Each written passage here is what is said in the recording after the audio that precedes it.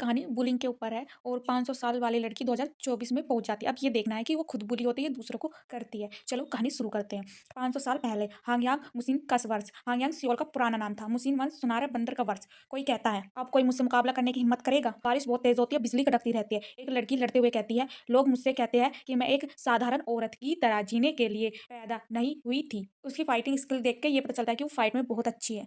तुम देख ही सकते हो कि मैं गलत युग में पैदा हुई हूँ और मैंने वो मार्शल आर्ट पलक झपकते ही सीख ली। बेशुमार द्वंद में जीतकर मैं सबसे ऊपर पहुंच गई, खासकर तलवारबाजी में। पूरे जॉनसन में मेरा कोई मुकाबला नहीं था, अगर आसान और छोटे शब्दों में कहूँ तो। लेकिन अब मैं ये सारी मार्शल आर्ट अपने ही जूनियर पर आजमा रही हूँ। ये तो सरासर बेवकूफ़ी है, लेकिन अगर मैं ये परीक्षा पास कर लूँ तो मुझे युद्ध में जाना और उन बर्बरों को काटने का मौका मिलेगा। तो ऐसे में मैं खुशी खुशी अपनी तलवार उठाऊंगी। एक आदमी कहता है, अब बहुत हुआ। वो आदमी उस लड़की का पापा होता है, सेना का कमांडर और जॉनसन के सबसे पुराने सैन्य परिवार के मुखिया। उसका नाम होता है हांग योंग किम।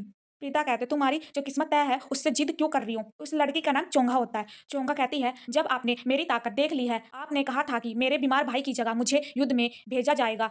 मैं चोंगा किंग जॉनसन की सबसे बेहतरीन तलवारबाज। उसके पिता मन में कहते हैं कि मैंने भगवान से प्रार्थना की थी कि हमारे परिवार को कोई खास हुनर मिले, लेकिन वो हुनर बेटी को क्यों मिला।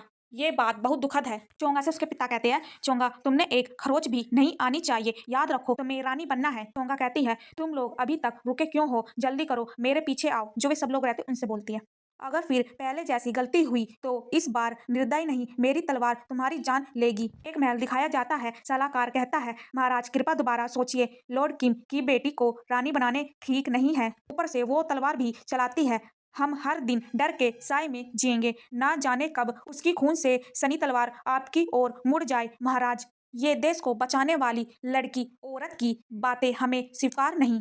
महाराज कृपा विचार करें। एक झंडा दिखाया जाता है। एक दरवाजे से चोंगा निकलती है और मन में कहती है, मैंने टूटी हड्डियों और घायल शरीर का दर्द सहा, अपने सैनिकों को मरते हुए देखने का मानसिक बोझ भी उठाया, लेकिन इससे भी ज्यादा दर्दनाक एक और चीज थी। सबसे ज्यादा तकलीफ इस बात की थी कि अपनी किस्मत बदलने की सारी कोशिश की बावजूद भी मैं उस भाग से नहीं बच सकी जो ऊपर से तय किया गया था। इसलिए जो मैं इस समय से चाहती थी और जो ये समय मुझसे चाहता था, वो दोनों बिल्कुल अलग थे। महाराज कहता है, मेरी रानी, क्या आप मुझसे एक बात का वादा करेगी कि आप अब कभी तलवार नहीं उठाएगी। चोंगा कहती है, वो तो। चोंगा अपनी पिछली यादें को याद करती है। ट्रेनिंग ग्राउंड दिखाया जाता है। पिताजी मेरी तरफ देखिए, मैंने उस जानवर को पकड़ लिया है जो सारी रात गांव की फसलें बर्बाद कर रहा था। उसके पिताजी कहते हैं, चोंगा तुम पागल हो क्या, क्या तुम्हें नहीं पता ऐसे जंगली जानवर कितने खतरनाक होते हैं, तुम्हें बहुत बुरी चोट लग सकती थी। भीड़ में से एक लड़का कहता है, जो भी आज की लड़ाई हारेगा वो सबको ठंडे चावल की शराब पिलाएगा, ठीक है। चोंगा कहती है, लेकिन तुम कब एक बार मुझसे हार पाओगे। हाँ। चोंगा पानी में अपना मुंह धोती है, कहती है, महाराज। पानी में अपना चेहरा देखती है।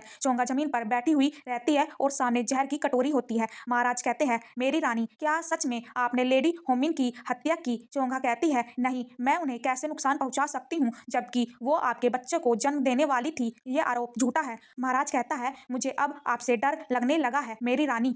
चोंगा कहती है, महाराज मुझे जाने दीजिए, ये क्या हो रहा है, मुझे तुरंत छोड़ा जाए। मैंने देश के लिए अपनी जान दांव पर लगा दी और अब मुझे एक बेवजह की मौत मिल रही है। ये ठीक नहीं है, ये न्याय नहीं है। महाराज कहते हैं, हमें तो पहले ही चिंता थी क्योंकि उसके कोई वारिस नहीं है, इसलिए ये फैसला सही है। वो चाहे युद्ध की नायिका हो, लेकिन ऐसी रानी कौन चाहेगा जो मर्द जैसे व्यवहार करती है। सच है, जब वो हट चुकी है तो हमें राहत है। जैसे ही लेडी डोंगबिन एक वारिस को जन्म देगी, हमारी बारी आएगी। चोंगा कहती है, मैं तो बस अपनी जिंदगी उस मार्शल आर्ट की प्रैक्टिस करते हुए बिताना चाहती थी जिसे मुझे प्यार है। मैं बस आजादी से जीना चाहती थी, इस दुनिया को छोड़ देना बिना अपने असली काबिलियत को पहचाने बहुत ही दुखद और नाइंसाफी है। अगर मुझे अगला जन्म मिला, वो तितली बन जाती है, उड़ते हुए आसमान में जाती है और कहती है, तो मैं कभी यूं मरने नहीं दूंगी खुद को। क्या मेरी पुकार स्वर्ग तक पहुंची? शुक्र है स्वर्ग ने मुझे पूरी तरह नहीं छोड़ा, उन्होंने मुझे देश को बचाने का इनाम दिया। हालांकि ये इनाम मुझे मरने के बाद ही मिला। कुछ लड़कियां ड्रम के पास बात करती रहती है।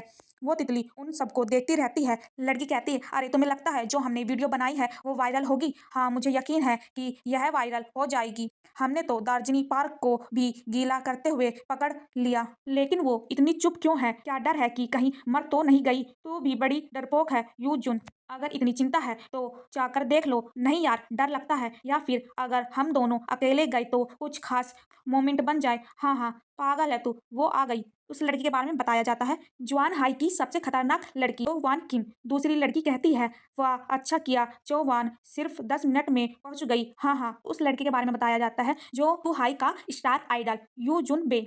चलो अब तो खाना ले ही लेते हैं, खा भी लेते हैं। क्या कहती हो सोंग? सोंग कहती है, अगर ये मजाक था तो बिल्कुल भी मजेदार नहीं था। तो लड़की के बारे में बताया जाता है, जुआंग हाई स्कूल की गैंग लीडर सोंग चोंग। एक औरत दरवाजे से आती है और कहती है, खाना डिलीवर। रुको बच्चों, पहले पेमेंट तो करो। सोंग कहती है, हमने तो ऑर्डर ही नहीं किया। बुढ़िया औरत कहती है, तो फिर किसने किया? तो वोन कहती है, कॉल करके पूछ लो ना। वो औरत कॉल करती है, वहां पर खड़ी रहती है और वो तितली देखती रहती है। तीनों आपस में बात करते हैं। उस कूड़ेदान ने हमें झूठ बोला। मुझे लगता है कि उसकी माँ अब भी हमारी बातें सुन सकती है। कानों की प्रॉब्लम हो फिर भी थोड़ा तो सुन लेते हैं लोग। उफ, कितना बोरिंग है सब कुछ। वैसे आज के बाद तुम वो फोन इस्तेमाल नहीं कर रही है ना सोंग? हाँ, वैसे भी मैं फेंकने वाली थी उसे। तुमने उस बुढ़िया औरत को देखा? जब वो चौकी थी तो बिल्कुल दाजिन जैसी लग रही थी। पक्का वही उसकी माँ है। जगह सदमे में खड़ी रहती है और जल्दी से भागती है और ड्रम को खोलती है। तभी वो तितली नीले वाले ड्रम पर बैठ जाती है। तभी वो औरत ड्रम की तरफ देखती है, ड्रम को खोलती है, डरते हुए कहती है, नहीं दाजिन। एक टैग पर लिखा रहता है दाजिन। दाजिन के पास वो तितली बैठ जाती है। उसकी माँ रोते हुए कहती है, दाजिन उस लड़की को गले लगाकर बहुत ज्यादा रोती है, मुझे तो लग रहा है वो मर गई। औरत कहती है, ही छांग प्लीज अपनी आंखें खोलो। ही छांग, मुझे लगता है उसका निकनेम होगा, वैसे उसका नाम दाजनी है। ही छांग बुला रही है, इसका मतलब उसका निकनेम है। तुम्हें क्या हो गया? हांग थोड़ी सी आंखें खोलती है, मन में कहती है, स्वर्ग, मुझे फिर से जिंदा रहने दो उस युग में जिसकी मैंने इतनी तड़प से इच्छा की थी। वो तितली कंधे पर बैठती है और मर जाती है। हांग कहती है, आप कौन है? तुम अपने आप को समझती क्या हो जो मुझ पर हाथ उठाने की जरूरत की? एक हाई स्कूल लड़की के रूप में साल 2024। अगर आपको नेक्स्ट पार्ट चाहिए तो कमेंट कर देना, वरना नई कहानी से शुरू करेंगे। Bye bye.